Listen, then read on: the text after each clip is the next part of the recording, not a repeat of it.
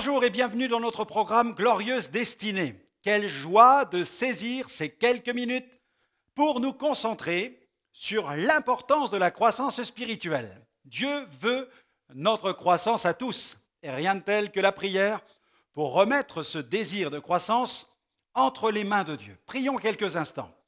Notre bon Père Céleste, nous voulons te remercier pour ce temps mis à part tout spécialement pour toi, en présence de ta parole, mais surtout dans ta présence. Car je veux croire que ton Saint-Esprit est là pour nous aider à comprendre quel est le message que tu désires nous communiquer. Merci pour l'assistance du Saint-Esprit. Amen. Amen. Dieu désire que chacun de nous puissions grandir dans la connaissance de Jésus-Christ. Pas question de rester des enfants. Le Seigneur désire que nous devenions des adultes sur le plan spirituel. D'ailleurs, aujourd'hui, nous allons parler d'un sujet ultra sensible, le suicide, ou plutôt la tentation du suicide. J'ai intitulé le sujet du jour « Traitement de choc contre les pensées de suicide ». Mais avant d'entrer dans le vif du sujet, nous allons louer Dieu, nous allons bénir l'Éternel, le Dieu Tout-Puissant. Écoutez Gospel Praise Family qui chante « When you fall ». Quand tu tombes, il peut nous arriver de tomber, il peut nous arriver de fléchir. Dieu veut nous aider, il veut nous secourir. Alors nous les écoutons.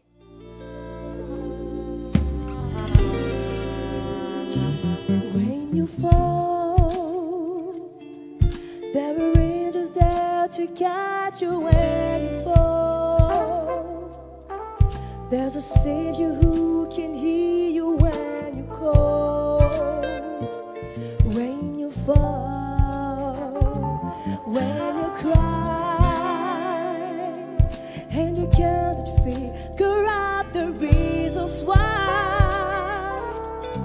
Know that weeping only endures for a night.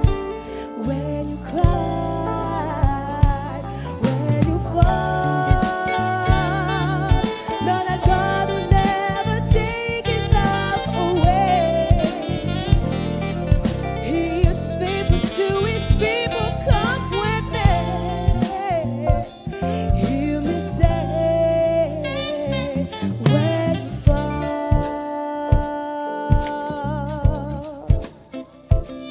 when your heart has been shattered by the storm. Merci à Gospel Praise Family pour ce chant plein d'espérance. C'était en plein hiver. Le froid était glacial. Un homme sortit de chez lui. Il tenait son fusil de chasse à la main.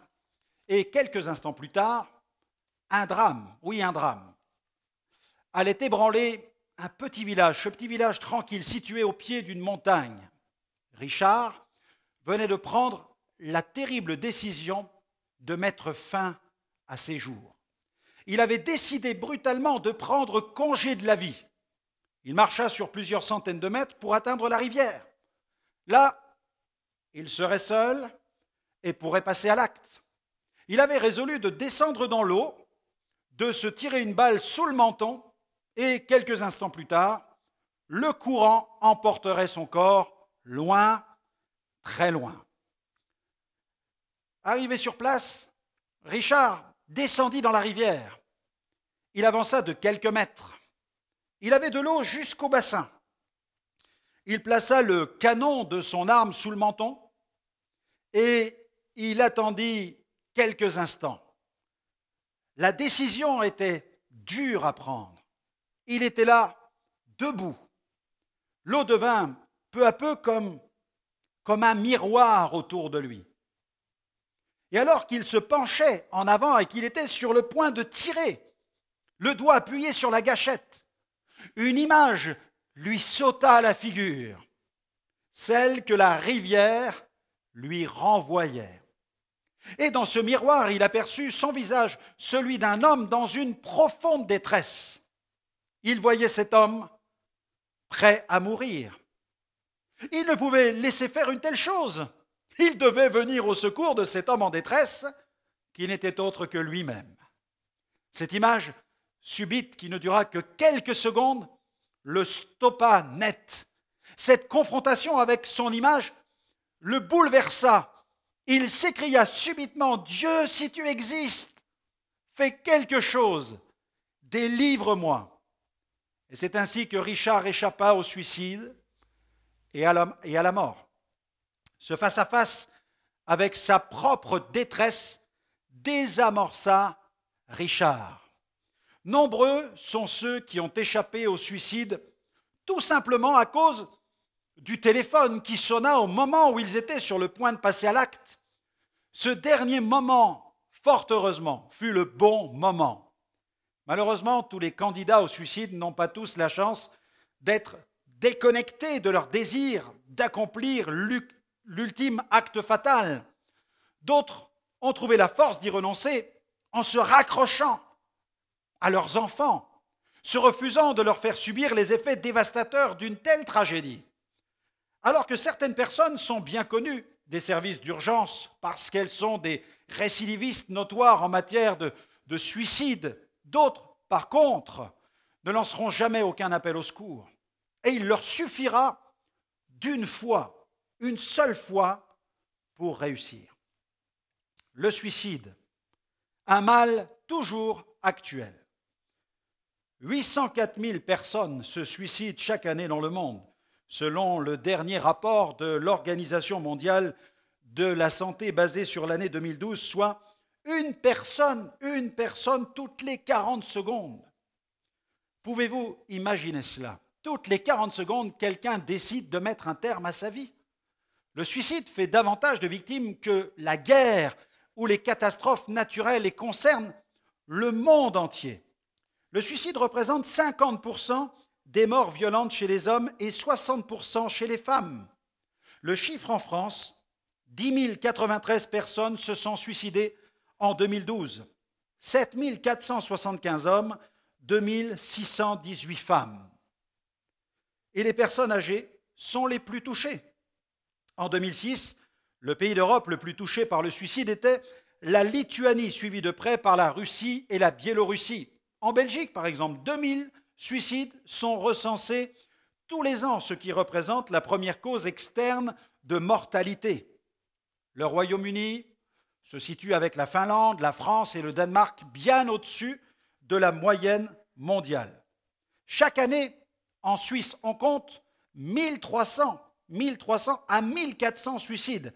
Et c'est la cause de décès la plus importante chez les hommes de 15 à 44 ans. Environ 1000 hommes et 400 femmes se suicident chaque année en Suisse, ce qui représente 4 décès par jour, soit un taux de suicide de 19,1 pour 100 000 habitants. Et pour revenir à la France, il faut savoir qu'en 2009, 10 499 décès par suicide ont été enregistrés en France métropolitaine. Les suicides sont aux 3/4 masculins. Et depuis 2000, ils ne cessent d'augmenter pour les 45-54 ans, notamment pour les hommes. Pour les 25-34 ans, les suicides constituent la première cause de mortalité pour les hommes et la deuxième pour les femmes. Le taux de suicide augmente avec l'âge, plus fortement pour les hommes que pour les femmes. Le principal mode de suicide est la pendaison pour les hommes et la prise de médicaments pour les femmes. Les séparations de couple aussi sont des situations associées à une surmortalité. Au sein de l'Europe de l'Ouest, la France présente le taux de décès par suicide les plus élevés après la Finlande. Le suicide constitue donc un réel problème de santé publique, tant par les pertes en vies humaines qu'il provoque que par les problèmes psychologiques et sociaux dont il témoigne. Mais toutes ces statistiques sont en dessous de la réalité. Ceci étant dû au défaut de déclaration des instituts médico-légaux ou du fait de la réalité de suicides qui sont cachés, les suicides dissimulés, inscrits tout simplement dans d'autres rubriques de décès comme les accidents ou les intoxications. Voyons les causes principales à l'origine d'un suicide ou d'une tentative. Eh bien, il y a dans ces causes la dépression, les idées noires. Il y a aussi les antécédents de suicide dans une famille, des troubles psychiatriques avérés, On note encore l'isolement, la solitude, le deuil, le chômage, les problèmes d'argent, le viol, l'abus sexuel, le rejet. On peut noter encore des problèmes d'identité au niveau sexuel, les maltraitances, une mauvaise image de soi. Et puis, il faut l'ajouter, la culture gothique, vampirique.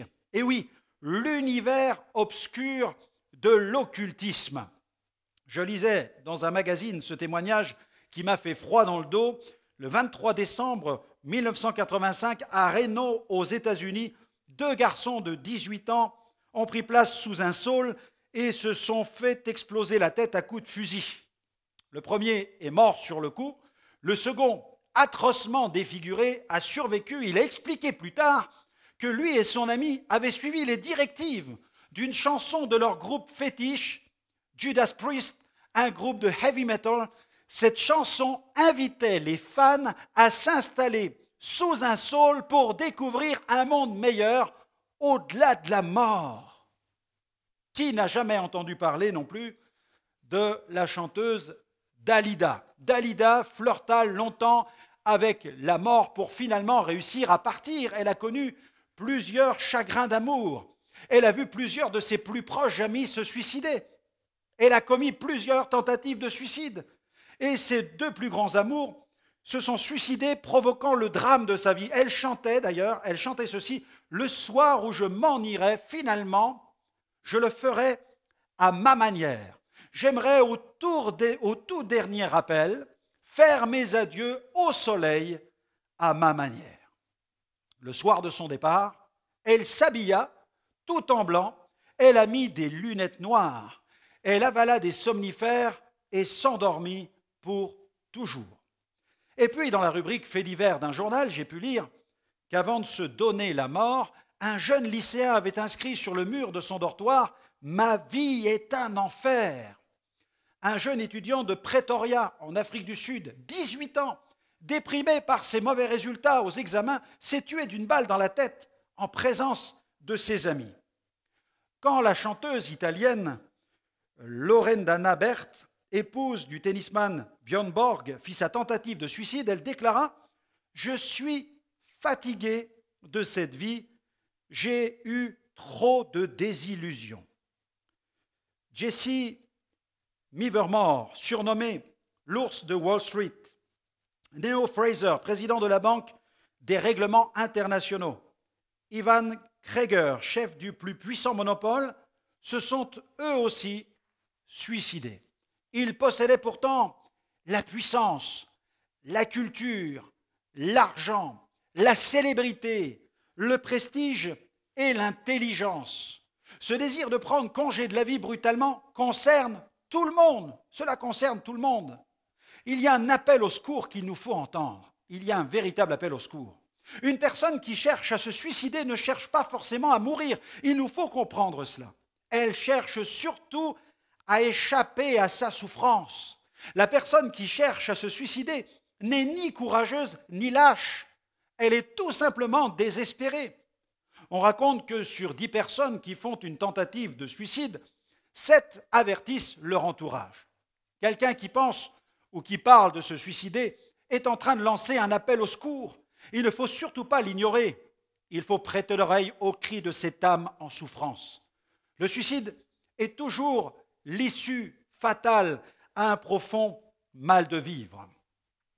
Le peintre Vincent van Gogh a dit « Il est difficile de mourir, mais il est encore plus difficile de vivre. » Le suicide, on en parle peu, et pourtant le sujet intéresse, ou plutôt, il inquiète de nombreuses personnes. Il y a quelques années, ici, à Troyes, une conférence sur le thème « Les jeunes et le suicide » a été donnée dans une salle publique qui a une capacité de 600 places. À la fin, grande surprise générale, la salle fut remplie jusqu'au dehors. Les organisateurs décidèrent d'organiser même une seconde réunion. De plus en plus de jeunes souffrant d'un mal de vivre profond se suicident à petit feu en pratiquant, par exemple, l'automutilation, la scarification et même, je lisais, l'autostrangulation. Il ne faut surtout pas prendre à la légère ce phénomène actuel. En 2005, dans le Figaro Magazine, un article évoquait le suicide de 2 adolescentes de 14 ans qui se sont jetées du 17e étage d'une tour d'Ivry-sur-Seine. Elles avaient soigneusement orchestré leur suicide. Quelques camarades invités pour la circonstance ont même assisté en direct à la défenestration. Quel spectacle, quelle folie, mes amis! La perquisition des enquêteurs au domicile des jeunes filles a permis de mettre en lumière le fait qu'elles étaient adeptes du satanisme et de la culture gothique. Sortir de la spirale suicidaire.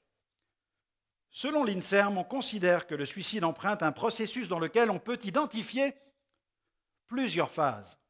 En voici quelques-unes, les 3 principales dont j'aimerais vous parler.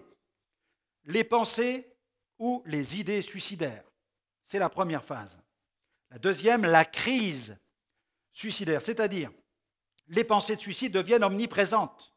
Il est question d'une forme de rumination. La personne élabore des scénarios, les scénarios du passage à l'acte. Et puis, il y a le passage à l'acte lui-même, le passage à l'acte suicidaire. Les pensées suicidaires d'une personne doivent retenir toute notre attention. Quand une personne parle de mourir, ça n'est pas normal. Il faut immédiatement la raisonner et lui venir en aide. Le professeur Michel Debout a déclaré « Lorsqu'on pense qu'une personne va mal, il ne faut pas hésiter à lui dire ce que l'on ressent. Et la manière dont on lui dit est importante. Si vous lui demandez « ça ne va pas », elle risque de se renfermer dans une réponse de type « mais si, ça va très bien ». Alors que si vous dites « je te sens mal », vous vous impliquez personnellement et vous montrez que non seulement vous offrez une écoute, mais même un véritable dialogue. À partir de là, tout dépend de la situation et de votre lien avec elle, mais vous pouvez essayer de l'orienter vers un soutien, un spécialiste ou une association qui pourront l'aider. Vous pourrez même prier pour elle et l'aider à s'en sortir avec l'aide de Dieu. L'enfant de Dieu, eh bien, doit se tenir près de celui qui souffre.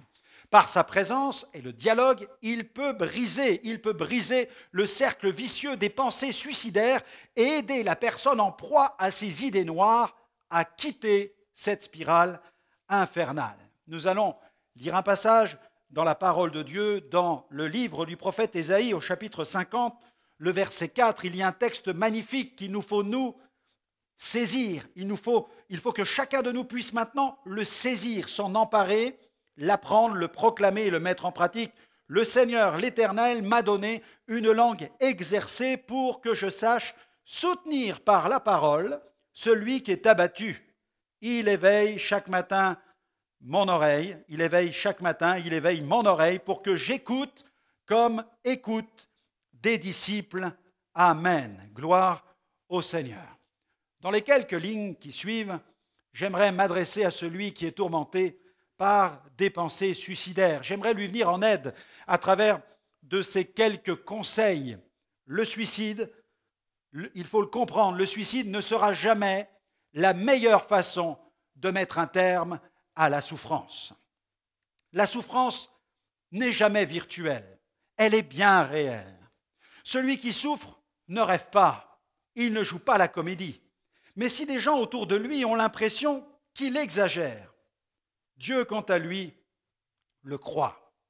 Il sait qu'il souffre et il veut l'aider à traverser l'épreuve, cette épreuve. Et j'aimerais l'encourager avec cette parole de l'évangile de Matthieu, chapitre 11, verset 28, où Jésus a dit « venez à moi, vous tous qui êtes fatigués et chargés, et je vous donnerai du repos. » Il lui faut croire en l'amour sincère de Jésus. Continuons. Si tel est votre cas, croyez que Dieu vous aime. Il vous faut croire à l'amour sincère de Jésus. Et si tel est votre cas, croyez que Dieu vous aime. Vous avez une mauvaise opinion de vous-même? Vous vous décevez? Peut-être même que certaines personnes autour de vous disent des choses ou ont dit des choses qui vous ont blessé. Ne placez plus votre foi dans leurs paroles. Non seulement leurs paroles ont blessé votre cœur, mais en plus elles vont conditionner votre destinée. Et c'est ridicule. Arrêtez avec cela tout de suite. Ne tombez pas dans ce piège. Il se peut aussi que des gens vous ignorent. Dieu, quant à lui, ne vous ignore pas. Réfléchissez paisiblement aux points qui suivent et méditez-les. Vous êtes important aux yeux de Dieu. Vous êtes important aux yeux de Dieu. Dieu vous aime tel que vous êtes. Dieu vous aime tel que vous êtes. Dieu veut vous venir en aide. Il veut vous aider. Il veut changer votre univers intérieur. Il veut le changer. Il désire mettre en place un processus qui va vous permettre de voir de vos yeux un changement quant à votre situation. Il va carrément changer toute votre vision de la vie. Vous avez des pensées de suicide, mais au fond, vous voudriez vivre. Alors, prenez la décision, décidez de vivre.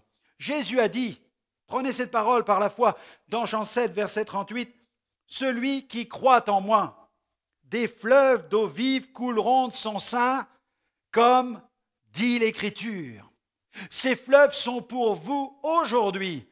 Alors laissez-les couler. Autorisez-vous d'être heureux. Cessez maintenant de vous punir. Et puis, un autre conseil. Passez de l'ombre à la réalité. Passez de l'ombre à la réalité. Sans Jésus, au fond, nous ne sommes que des ombres, tels des zombies. Mais faites confiance à Jésus. Venez à lui car il va vous faire sortir de l'ombre et lui, il va vous conduire dans la lumière. Un jour, une femme est venue voir un évangéliste pour réclamer un soutien spirituel. Sa vie était un véritable marasme, le marasme total, et elle voulait même en finir avec la vie. Elle expliqua sa situation aussi simplement que cela, en ces termes. « J'ai l'impression que chaque pas que je fais est à chaque fois un pas de plus dans les ténèbres. » Alors l'évangéliste entend cette parole, il prie en lui-même car il voulait répondre à la détresse de cette femme. Et soudain, il eut une parole pour elle. Il lui a répondu ceci. « Vous dites, madame, que chaque pas que vous faites est à chaque fois un pas de plus dans les ténèbres. Mais madame, quand on marche, quand on tourne le dos au soleil, on projette une ombre devant soi. Et chaque pas que l'on fait est toujours un pas de plus dans les ténèbres. Si vous aspirez à la lumière, vous pouvez faire une chose, vous pouvez faire demi-tour et vous tournez vers le soleil. L'ombre passera ainsi derrière vous. Et il ajoutait, tournez-vous vers Jésus, il est la lumière. Le psalmiste a déclaré dans le psaume 68, verset 28, « Ton Dieu ordonne que tu sois puissant. Affermis, Dieu, ce que tu as fait pour nous. » Amen. Vous avez échoué dans tel ou tel domaine de votre vie? Donnez-vous le droit à l'erreur. Tout le monde connaît des échecs. Qui est parfait? Qui n'a jamais fait d'erreur? Ce n'est pas pour cela que la vie ne mérite plus d'être vécue. Au cours d'une discussion sur un chat avec l'un de ses fans, évoquant son état et ses souffrances, son état de souffrance, alcool, tabac, le chanteur Renaud a répondu en utilisant cette parole d'André Malraux. Il a répondu « La vie ne vaut rien, mais rien ne vaut la vie. » Mais Jésus a dit bien plus qu'André Malraux. Il a dit « Je suis venu afin que mes brebis aient la vie et qu'elle l'ait en abondance. » La vie est belle, la vie est belle. C'est ce point-là que j'aimerais que vous puissiez comprendre. La vie est belle. En disant cela, loin de moi l'idée de vouloir faire dans la démagogie. Mais oui, la vie est belle. Et encore plus quand elle est vécue avec Dieu. Ici-bas, il y a des gens merveilleux. Il y a des événements merveilleux, il y a une création merveilleuse. Pourquoi quitter, claquer la porte de cette vie pour l'inconnu? Vous pouvez suicider votre corps, mais pas votre âme. Vous n'êtes pas qu'un corps, vous êtes aussi un esprit habitant un corps. Le suicide est la pire chose à faire. L'Ecclésiaste a déclaré dans le chapitre 3, versets 1 à 2, « Il y a un temps pour tout, un temps pour naître et un temps pour mourir. » Mais attention, c'est Dieu qui a fixé des bornes à nos jours. Pourquoi chercher à bouger l'une de ces bornes? C'est le bon moment pour rencontrer Dieu, c'est l'opportunité. Et de la même manière que Dieu nous a tissés dans les entrailles de notre mère, il est celui qui fixe la borne à nos jours. Nous n'avons donc pas le droit d'abréger nos jours parce que Dieu n'a pas dit son dernier mot dans notre vie. Ce domaine de notre existence est réservé à Dieu et à Dieu seul. Le moment est venu de vivre. J'aimerais prier pour vous maintenant. Seigneur, Dieu Tout-Puissant, Dieu de vie, toi qui as envoyé le prince de la vie sur la terre, toi qui l'as envoyé pour donner sa vie sur la croix pour nos péchés, toi qui l'as ressuscité par la puissance du Saint-Esprit et qui l'as élevé au-dessus de toutes choses, le déclarant Fils de Dieu, Roi des rois, Seigneur des seigneurs, je te prie pour ceux qui nous écoutent en ce moment et qui auront l'occasion de découvrir ce programme. Je te prie pour ceux qui viennent en aide à des personnes qui sont attaquées par les pensées de suicide. Et je te prie même peut-être pour une personne qui est en train d'écouter ce programme et qui est tentée de mettre fin à ses jours. Je prie maintenant pour que l'esprit de vie et que ta parole de vie puisse produire maintenant la vie dans le cœur de cette personne et que le miracle du jaillissement de vie dans ses entrailles puisse s'opérer au nom de Jésus par la puissance du Saint-Esprit. Tu as dit, des fleuves d'eau vive jailliront de notre sein. Seigneur, je prie pour ces personnes afin qu'elles trouvent le secours maintenant en Jésus, dans ta parole et par le Saint-Esprit. Sois béni, sois glorifié notre Père, au nom de Jésus. Amen. Amen. Eh bien voilà, notre émission se termine. J'espère que vous aurez apprécié ce nouvel enseignement et que vous allez publier encore plus la gloire de Dieu avec votre bouche. N'hésitez pas à nous retrouver sur notre site web www.gospelvision-international.com.